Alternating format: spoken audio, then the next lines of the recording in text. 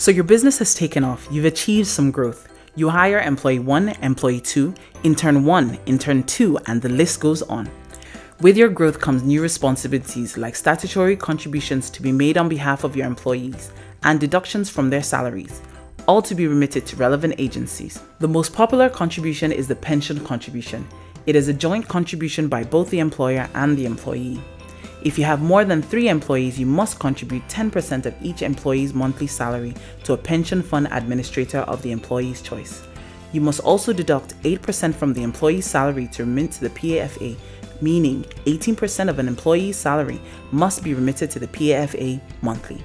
The pension contribution is to help an employee save funds for retirement and can only be accessed by an employee that has retired.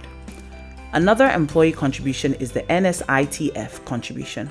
All employers are expected to contribute 1% of their payroll to the NSITF, no matter how many employees you have. This contribution is to compensate employees who sustain injuries or disabilities from accidents at work. If you have up to 5 employees or you do any form of business with the federal government, then you are expected to make a contribution to the Industrial Training Fund. Total contribution is 1% of your payroll, and the contribution is to promote the training of Nigerian employees. Employers can get up to 50% refund of their contribution if they enroll their employees in training programs that meet the ITF employee training criteria. The most popular deduction is the pay as you earn.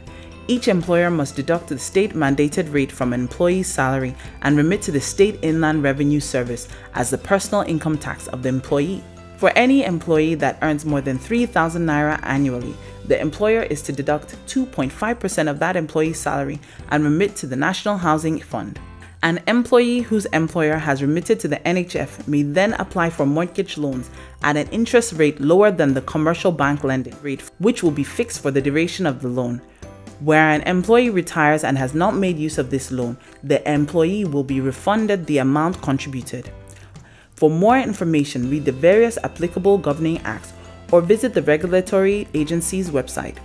This content was developed for Lagos State Employment Trust Fund by DIY Law.